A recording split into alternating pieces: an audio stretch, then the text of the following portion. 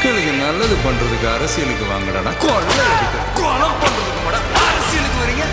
School படிக்கும்போது, college படிக்கும்போது, ஏன் வேலைக்கு போகும்போது கூட இந்த திங்கக்கிழமை எப்படா வரும் அப்படின்னு யாருமே எதிர்பார்த்துருக்க மாட்டோம். ஏன் அப்படின்னா எல்லாத்துக்குமே திங்கக்கிழமைனாலே ஒரு வெறுப்பு தான் வரும்.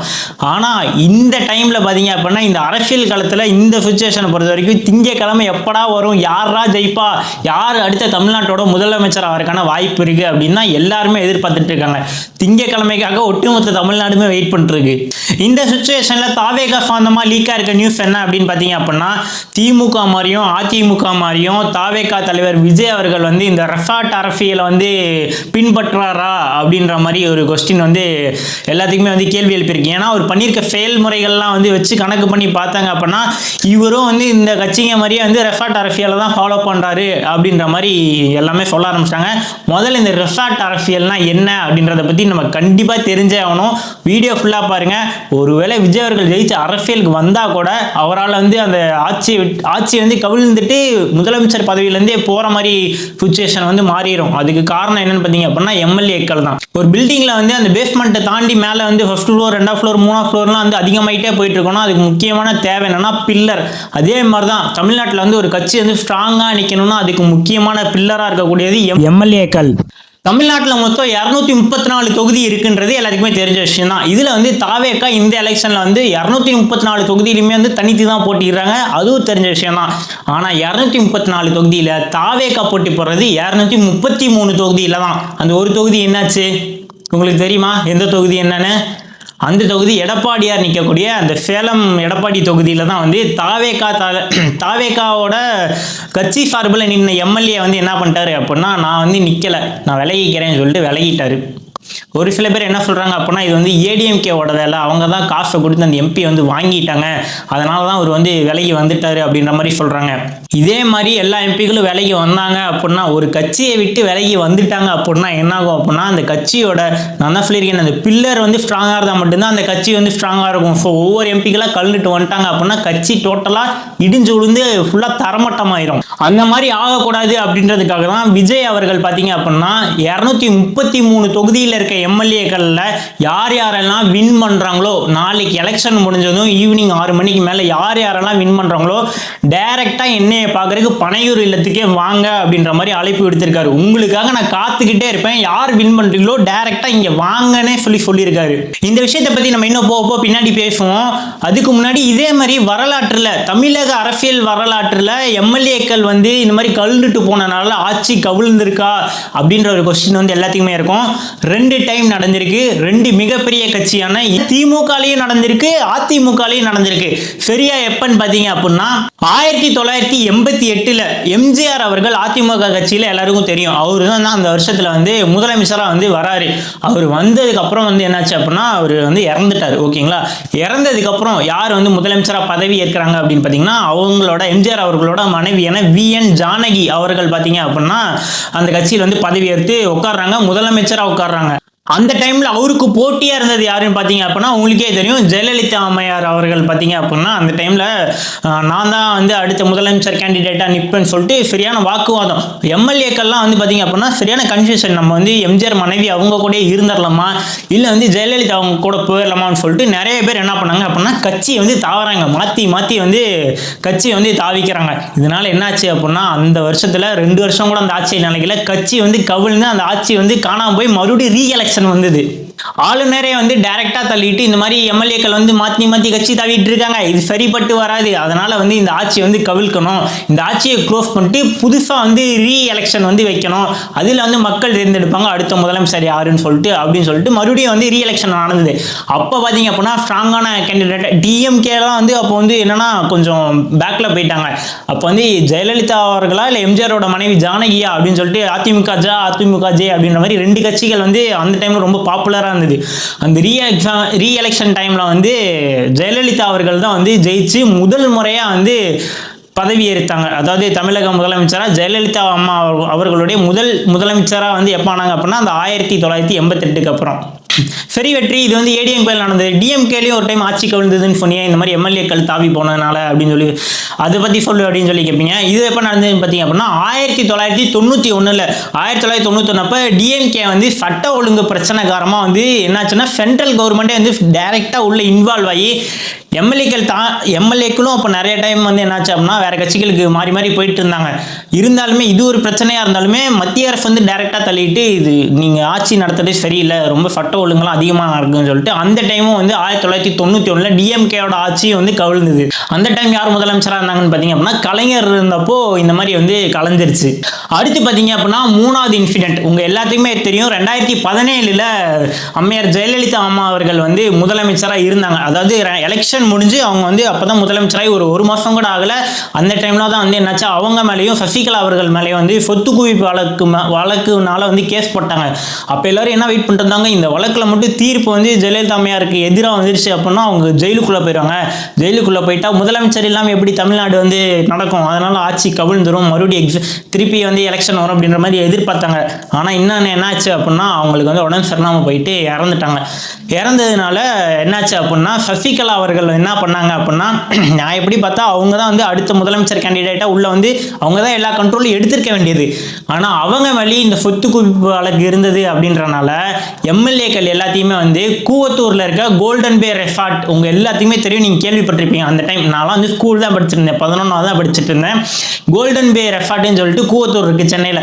அங்க வந்து எல்லா எம்எல்ஏக்களையும் ஏடிஎம்கேல இருக்க எல்லா எம்எல்ஏக்களையும் ஒரு வாரம் ஒரு 10 நாள் அப்படின்ற மாதிரி எல்லாத்தையுமே அடைச்சி வச்சிருந்தாங்க. அதை அடைச்சி வச்சு உங்களுக்கு என்ன வேணும், காசு வேணுமா, சாப்பாடு வேணுமா, என்ன வேணும்னு சொல்லிட்டு எல்லாமே நான் பார்த்துக்கிறேன், நீங்கள் என் கூடயே இருங்க, எப்பயும் என்னை விட்டு போயிடாதீங்க. ஒருவேளை அவங்க போயிட்டாங்க அப்படின்னா அந்த டைம் வந்து ஆட்சி கவிழ்ந்திருக்கும். மறுபடியும் ரீ எலெக்ஷன் வந்து வந்திருக்கும். ஆனால் வந்து என்னாச்சு, சசிகலா அம்மையார் அவர்கள் வந்து ஆட்சிக்கு வர முடியாதனால நமக்கு நம்பிக்கையான ஒரு ஆளாக வந்து யாரை வச்சுட்டு போயிடணும் அப்படின்னு சொல்லிட்டு தான் வந்து எடப்பாடி பழனிசாமி அவர்களை தேர்ந்தெடுத்து அவர் வந்து முதலமைச்சராக வந்தார். அதுக்கப்புறம் அந்த வழக்கில் வந்து தீர்ப்பு வந்தனால சசிகலா அம்மையார் அவர்கள் பார்த்தீங்க அப்படின்னா உள்ள ஜெயிலுக்குள்ளே போயிட்டாங்க. ஸோ எடப்பாடி தான் வந்து அந்த டைம் வந்து ஆட்சியை வந்து 4 வருஷம் ஆண்டுட்டு இருந்தார். இது எல்லாமே ஓல்டு சினாரியோ. இப்போ வந்து எதுக்காக வந்து விஜய் அவர்களும் இதே மாதிரி ரெசார்ட் அரசியலை வந்து பின்பற்றுறாரு, எதுக்காக வந்து எல்லா எம்எல்ஏக்களையும் கூப்பிட்டு அவரு பார்த்தீங்க அப்படின்னா சென்னையில் வந்து ஒரு இடத்துல ஒரு ரெசார்ட், நான் அதை பற்றி டீட்டெயிலாக பின்னாடி சொல்கிறேன், அந்த ரெசார்ட்டில் வந்து தங்க வைக்கிறதுக்கான பிளான்லாம் பண்ணிகிட்டு இருக்காரு அப்படின்ற மாதிரி செய்திகள்லாம் வருது. ஏன் இதை பற்றின முக்கியமான விஷயம்லாம் என்ன அப்படின்ற பற்றி அந்த வீடியோவில் ஃபுல்லாக டீட்டெயிலாக பார்க்க போகிறோம். ஸ்கிப் பண்ணாமல் பாருங்கள், ரொம்பவே இன்ட்ரெஸ்டிங்கான வீடியோ. கொஞ்சம் மிஸ் ஆச்சு அப்படின்னாலும் விஜய் அவர்கள் முதலமைச்சராக பதவி ஏற்றாலும் கூட திருப்பி வந்து கவர்மெண்ட் கலைஞ்சு அவர் ஆட்சி வந்து நடக்காமல் போகிறக்கான வாய்ப்பு இருக்குது. இல்லை அவர் எதிர்கட்சியாக வந்தாலும் கூட வந்து அது என்னன்னாலும் நான் ஆல்ரெடி சொன்ன மாதிரி தான், ஒரு பில்டிங்க்கு வந்து ரொம்ப ஸ்ட்ராங்காக இருக்கணும், அதுக்கு தேவை வந்து பில்லர் தான். அந்த மாதிரி இந்த எம்எல்ஏக்கள் வந்து நைஃபாக நழுவி வேறு கட்சிக்கு தாவிட்டாங்கன்னு வச்சுக்கோங்களேன், அவ்வளோதான், அந்த பில்டிங் வந்து உடஞ்சி விழுந்துடும். ஸோ அந்த மாதிரி இதை பற்றி எல்லாமே ஃபுல்லாக டீட்டெயிலாக டிஸ்கஸ் பண்ண போகிறோம். ஸோ வீடியோ ஃபுல்லாக பாருங்கள், ஸ்கிப் பண்ணாதீங்க, இன்ட்ரெஸ்டிங்காக இருக்கும். வளவலன்னு பேசாமல் டேரெக்டாக வீடியோக்குள்ளே போயிடலாம். ஆல்ரெடி இன்ட்ரோவே ரொம்ப நேரம் எழுத்துட்டேன். சரி வீடியோக்குள்ளே போகலாமா?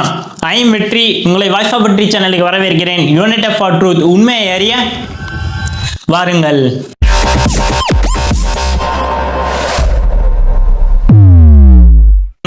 வணக்கம் வாய் ஃபார்மி. வாக்கு எண்ணிக்கை நடைபெறக்கூட நாள் பார்த்தீங்க அப்படின்னா நாளைக்கு காலையில் 8 மணிக்கு தபால் ஓட்டு ஸ்டார்ட் ஆயிரும். 8:30 மணிலேருந்து இவிஎம் மிஷினில் இருக்க ஓட்டெல்லாம் ஸ்டார்ட் பண்ணி நமக்கு 5 மணிக்குள்ளே என்னன்ற ரிசல்ட் எல்லாமே ஆல்மோஸ்ட் தெரிஞ்சிடும். ஓகேங்களா? நாளைக்கு இந்நேரம்லாம் வந்து நமக்கு யார் தமிழக முதலமைச்சர் அப்படின்ற செய்தி கேட்டு எல்லாருமே உட்காந்துருப்போம்.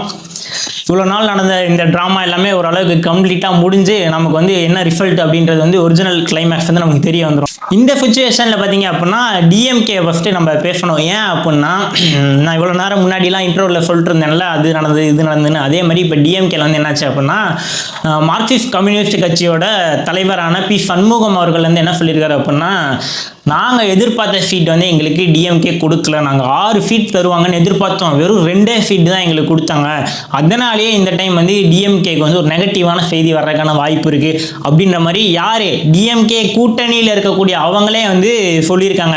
இன்னொன்று என்னன்னு பார்த்தீங்க அப்படின்னா டிஎம்கேவோட சென்ட்ரல் கவர்மெண்ட் சைட்லேருந்து அவங்களோட இருக்கக்கூடிய மிகப்பெரிய ஒரு கைனா இன்னொரு கை கொடுக்குற அளவுக்கு பெரிய கூட்டணியாக இருக்கிறது யாருன்னு பார்த்தீங்க அப்படின்னா காங்கிரஸ். அதான் உதயநிதி சொல்லியிருந்தாரு, கை நம்மளை விட்டு போகாது அப்படின்னு சொல்லி. அதில் பார்த்தீங்க அப்படின்னா இன்ன வரைக்குமே டிஎம்கேக்கு சார்ந்து ஸ்டாலின் அவர்கள் கூடயோ இல்லை உதயநிதி அவர்கள் கூடயோ வந்து ராகுல் காந்தி வந்து ஒரு பிரச்சாரத்தில் ஏன் ஒரு இடத்துல கூட சப்போர்ட் பண்ணி கூட எங்கேயுமே ஒரே ஒரு டைம் இந்த கன்னியாகுமரியிலேயே எங்கேயோ பேசியிருந்தாரு. பட் 2 பேரும் மீட் பண்ணிக்கிட்டாங்களான்ற கூட ரொம்ப கொஸ்டினாக இருக்குது. இந்த எலெக்ஷன் வந்து டிஎம்கேக்கு நெகட்டிவான ரிசல்ட் வந்துச்சு அப்படின்னா கட்டாயமாக காங்கிரஸ் வந்து கழுந்துட்டு போகிறது உறுதின்றது இதுலேருந்தே நமக்கு தெரியுது. காங்கிரஸோடங்கிற அவர் சொல்லியிருக்காரு, எங்களுக்கு வந்து பாசிட்டிவாக செய்தி வந்துச்சுன்னா ஓகே, நெகட்டிவாக செய்தி வந்துச்சுன்னா நாங்கள் வந்து டிஎம்கே கவர்மெண்ட்டுக்கு ப்ரெஷர் கொடுத்துருவோம். இதில் வந்து நாங்கள் எப்படி அடுத்த மூவ் என்ன பண்ணலாம் அப்படின்ற மாதிரி தான் நாங்கள் யோசிக்கிறோம். அப்போனா இன்டெரக்டாக சொல்கிறாரு, ஜெயிச்சோன்னா அவங்க கூட இருப்போம், நீ தோத்துட்ட அப்படின்னா நாங்கள் விட வேறு யாரை பார்த்துட்டு போயிட்டே இருப்போம் அப்படின்ற மாதிரி அவங்க சொல்லியிருக்காங்க. சரி, இது எல்லாமே ஓகே. நம்ம இன்னைக்கு பேசக்கூடிய முக்கியமான டாபிக் என்ன அப்படின்னா, தாவேகா தலைவர் விஜய் அவர்கள் ரஃபாட் அரசியல் பண்ண போகிறாரா அப்படின்றது தான் இந்த வீடியோவோட டாபிக். முதல்ல விஜய் அவர்கள் வந்து இந்த மாதிரி ரெசார்ட் அரசியலை கையில் எடுக்கிறதுக்கு முக்கியமான காரணம் என்னன்னு பார்த்தீங்க அப்படின்னா, இந்த எக்ஸிட் போல் ரிசல்ட் வந்தது இல்லையா. அக்சிஸ் மை இந்தியா மாதிரி நிறுவனம்லாம் என்ன சொல்லியிருக்காங்க அப்படின்னா, விஜய் அவர்கள் தான் ஆட்சியை அமைப்பார், 98லேருந்து 120 சீட்டு வரைக்கும் அவருக்கு கிடைக்கிறக்கான வாய்ப்பு இருக்குது. மற்ற கட்சிகளோட தயவு இல்லாமல், அதாவது தனிப்பெரும்பான்மையாகவே வந்து 118 சீட்டை கைப்பற்றி அவர் தான் வந்து முதலமைச்சர் ஆவார், அரியணையில் ஏறுவார், யாரோட உதவியுமே தேவையில்லை, அவங்க தான் ஆட்சி அமைப்பாங்க அப்படின்ற மாதிரி ரிசல்ட்டை கொடுத்துருக்காங்க இல்லையா. இது எல்லாமே வந்து பார்த்தீங்க அப்படின்னா ஏடிஎம்கேக்காக இருந்தாலும் சரி, டிஎம்கேக்காக இருந்தாலும் பார்த்தோன்னே வந்து என்னடா அப்படின்னா, இப்போ அந்த கட்சி அவங்க வந்து சாதகமாக வந்து இவங்க சொல்லியிருக்காங்க, எலெக்ஷன் அந்த எக்ஸிட் போல் ரிசல்ட் வந்திருக்கு அப்படின்ற மாதிரி ஒரு ஷாக் ஆகிற நிலைமைக்கு தள்ளப்பட்டிருக்காங்க. ஸோ விஜய் அவர்கள் வந்து இதை வந்து கண்டிப்பாக நோட்டீஸ் பண்ணியிருப்பாரு. ஓகே, நமக்கு சாதகமாக ரிசல்ட் வந்து வந்திருக்கு அப்படின்றனாலே வந்து அவங்களோட எம்எல்ஏக்கள் எல்லாத்தையுமே வந்து யார் வின் பண்ணுறீங்களோ 6 மணிக்கு எலெக்ஷன் ரிசல்ட்லாம் எல்லாரும் ஆல்மோஸ்ட் தெரிய வந்துடும். உங்கள் தொகுதியில் நீங்கள் வின் பண்ணிட்டீங்க அப்படின்னா டேரெக்டாக நீங்கள் என்னை பார்க்கறதுக்கு பனையூருக்கு வந்துடுங்க, உங்களுக்கு வந்து எல்லா சப்போர்ட்டுமே நான் பண்ணி தரேன் அப்படின்ற மாதிரி, என்னை விட்டு போயிட மாட்டீங்கல்ல அப்படின்னு ஓப்பனாகவே சொல்லியிருக்காருங்க. என்னை விட்டு போயிட மாட்டீங்கல்ல அப்படின்னு சொல்லியிருக்காரு. இதை பார்த்து எதிர்கட்சிக்காரங்களாம் என்ன தெரியுமா சொல்கிறாங்க, ஆளுங்க மேலே உனக்கே நம்பிக்கை இல்லையா அப்படின்ற மாதிரி கேட்டிருக்காங்க. இப்போது நான் எப்படி இருப்பேன், நான் என்ன பண்ணுவேன்றது என்னை பற்றி நான் வந்து அஷூரன்ஸ் கொடுக்க முடியும். நீ எப்படி இருப்ப, நீ என்ன பண்ணுவேன்றது என்னால் தர முடியுமா? ஏன்னா அது உன்னோட இது சார்ந்தது. எனக்கு என்னை பற்றி தான் தெரியும், உன்னைய பற்றி எப்படி தெரியும்?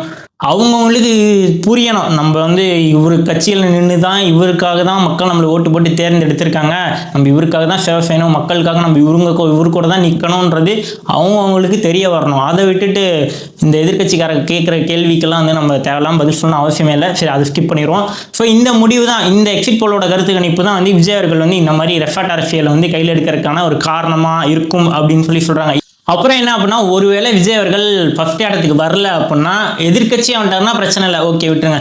3வது ஒரு ஆப்ஷன் இருக்கு பாருங்க, தொங்கு சட்டசபைன்னு சொல்லிட்டு ஹங் அசம்பிள்னு சொல்லுவாங்கல்ல, இவரோட தயவுல தான் யாராவது ஆட்சி அமைக்கிற மாதிரி வரும் அப்படின்ற மாதிரி எல்லாம் சொல்றாங்கல்ல. ஸோ இதை முன்னிறுத்தி விஜய் அவர்கள் வந்து என்ன அப்படின்னா, தன்னுடைய வேட்பாளர்கள்லாம் வந்து யாருமே என்னை விட்டு போயிடக்கூடாது அப்படின்றதுக்காக சென்னை பக்கத்தில் இருக்கக்கூடிய மகாபலிபுரம் பக்கத்தில் ஒரு ரெசார்ட் இருக்கு, அந்த ரெசார்ட்டுக்கு வந்து எல்லாத்தையும் இன்வைட் பண்ணியிருக்கிறதா நியூஸ் வந்து லீக் ஆயிருக்கு. எந்த அளவுக்கு உண்மைன்னு தெரியல, பட் வந்து இந்த விஷயம் ஆனால் கட்டாயம் நடக்கும். எப்படி இருந்தாலும் விஜய் அவர்கள் வேட்பாளர்கள் ஜெயிச்சோன்னே என்னன்னோ என்கிட்ட வாங்க அப்படின்னு சொல்லியிருக்காங்களா, வர்றவங்களை வந்து எப்படி இருந்தாலும் தங்க வச்சு அவர் கட்டாயமாக அவர் வந்து பார்த்துக்கிட்டு ஆகணும், என்னை விட்டு போயிட மாட்டீங்கன்னு அவர் சொன்ன அந்த வார்த்தை மாதிரியே வந்து அவங்களுக்கு என்ன தேவையோ வந்து அதெல்லாமே பண்ணி கொடுத்து விஜய் அவர்கள் கூட இருக்க மாதிரியே வச்சு அவர் வந்து எந்த அளவுக்கு இந்த எலெக்ஷனில் வந்து பலமாக்கலாம் அப்படின்றத முடிவெடுக்கிறதுக்கு ஒரு முக்கியமான காரணம், இவ்வளோ நாளாக நம்பிட்டு இருந்தோம், மக்கள் ஆகிய நம்பிட்டு இருந்தோம். ஆனால் இனிமேல் முடிவெடுக்க போகிறது எல்லாமே வேட்பாளர்கள் கையில் தான் இருக்குது. வேட்பாளர்கள் என்ன நினைக்கிறாங்களோ அதை வச்சு தான் விஜய் அவர்களோட அந்த பவர் எல்லாமே இருந்துட்டு இருக்கு. 233 தொகுதியில் இருக்கக்கூடிய வேட்பாளர்களில் யார் ஜெயிச்சாலுமே வந்து பார்த்தீங்க அப்படின்னா அவங்க எல்லாமே இந்த மாதிரி ரெசார்ட்டுக்கு வந்தோடனே அவங்க எல்லாமே விஜய் அவர்களுடைய நேரடி கண்காணிப்பில் இருப்பாங்கன்னு சொல்லப்படுது. இவங்க எல்லாமே சேர்ந்து ஃப்யூச்சரில் வந்து நம்ம இன்னும் என்ன மாதிரிலாம் பண்ணி இந்த கட்சியை டெவலப் பண்ணலாம், நாட்டு மக்களுக்கு என்னென்ன பண்ணலாம் அப்படின்ற மாதிரி எல்லா வியூகமும் வந்து வகுக்க போகிறாங்க அப்படின்ற மாதிரி எல்லா நியூஸும் லீக் ஆயிருக்கு. ஸோ இந்த சுச்சுவேஷனை பொறுத்தளவுக்கு வந்து ஒவ்வொரு வேட்பாளர்களோட கையில் தான் இருக்குது. விஜய் அவர்களை வந்து அரியணையில் ஏற்றி கொண்டு போய் உட்கார வைப்பாங்களா இல்லை என்ன ஆகும் அப்படின்றது எல்லாமே. அடுத்து பார்த்தீங்க அப்படின்னா அதிமுகவோட இடத்த, அதாவது 2வது இடத்த வந்து எதிர்கட்சியான ஸ்ட்ராங்கான பொசிஷன் வந்து டிவிகே பிடிக்குமா, அப்படி இல்லை அப்படின்னா அவங்க வந்து ஜெயிச்சு டைரெக்டாக அரியணையில் ஏறிடுவாங்களா அப்படின்ற மாதிரி எல்லாத்தோட கண்ணும் அவங்க உற்று நோக்கிட்டு இருக்கனால எப்பரா எம்எல்ஏக்களை தூண்டியில் போட்டு ஸ்கெட்சை போட்டு தூக்கிட்டு வரலான்றது தான் எல்லாத்தோட மைண்ட்லேயும் வந்து கவனத்தை வந்து ஈர்க்கிற அளவுக்கு இருக்கும். ஸோ அதனால் தாவேகா கட்சியில் இருக்க எம்எல்ஏக்கள் எல்லாமே வந்து எந்த அளவுக்கு ஸ்ட்ராங்காக இருக்காங்களோ அது வந்து யாருக்கு பெரிய சப்போர்ட்டாக இருக்கோ இல்லையா விஜய் அவர்களுக்கு ரொம்ப ரொம்ப மிகப்பெரிய சப்போர்ட்டாக அமையும். உங்ககிட்ட ஒரு ரெண்டு கொஸ்டின் மட்டும் கேட்டுக்கிறேன், அவ்வளோதான். வீடியோ முடிச்சிடலாம், ரொம்ப லென்த்தாக போயிட்டுருக்கு. தேவையில்லாமல் நிறைய சொன்னதே திருப்பி சொல்கிற மாதிரி எனக்கே தோணுது. ஸோ ஓகே, என்ன அப்படின்னா விஜய் அவர்கள் வந்து பார்த்திங்க அப்படின்னா இதே மாதிரி இந்த ரெஃபார்ட் அரசியல் ஏடிஎம்கே டிஎம்கேல வந்து பண்ணிட்டு இருந்தாங்க பார்த்தீங்களா, அதே மாதிரி இவரும் வந்து எம்எல்ஏக்கள் எல்லாத்தையும் கூப்பிட்டு வச்சு அவங்களுக்கு தேவையானதெல்லாம் பண்ணி கொடுத்து என் கூட இருங்கன்னு சொல்லிட்டு எல்லாமே இந்த மாதிரி வந்து அவங்க பண்ணுற மாதிரியே இவரும் ஃபாலோ பண்ணுறது அப்படின்றது வந்து கரெக்டாக இருக்குன்னு நீங்கள் நினைக்கிறீங்களா இல்லையா? ரெண்டாவது கொஸ்டின் என்ன அப்படின்னா, நாளைக்கு ரிசல்ட் வரப்போகுது. விஜய் அவர்கள் வந்து ஜெயிச்சு முதலமைச்சராக ஆகுவாரா, முடியாதா, எதிர்கட்சி தலைவர் ஆவாரா, இல்லை தொங்கு சட்டசபை வந்து அமைஞ்சு இவர் டிசைட் பண்ணுவாரா, எந்த மாதிரி சுச்சுவேஷன் நடக்கும், அதுதான் என்னோட கேள்வி. மறக்காமல் கமெண்ட் பண்ணுங்கள். நாளைக்கு இந்நேரம்லாம் நமக்கு என்ன ரிசல்ட் அப்படின்றது தெரிய வந்துடும். இந்த சுச்சுவேஷனில் தாவேகா அவர்கள் எடுத்த இந்த ரெஃபார்ட் முடிவு அப்படின்றது பார்த்தீங்க அப்படின்னா அவங்களுக்கு வந்து ஒரு தற்காப்புக்காக எடுத்த ஒரு நடவடிக்கையாக இருக்குமா? அப்படி இல்லை அப்படின்னா ஃப்யூச்சரில் வந்து அவங்க ஒரு பலமான ஒரு டீமாக வர்றதுக்கான அடித்தளத்தை வந்து இவங்க இங்கேருந்து ஸ்டார்ட் பண்ண போகிறாங்க. அப்படி இருக்குமா? நீங்கள் என்ன நினைக்கிறீங்களோ அதை கீழே மறக்காமல் கமெண்ட் பண்ணுங்கள். தெரியாத உண்மை தெரிஞ்சுக்க வாய்ஸ் ஆஃப் டி சேனலை சப்ஸ்கிரைப் பண்ணுங்கள். ஸோ வாய்ஸ் ஆர் மீ உங்கள் தட்டனை மறக்காமல் கீழே கமெண்ட் பண்ணுங்கள். இப்போ நான் கிளம்புறேன், அது வரைக்கும் பை.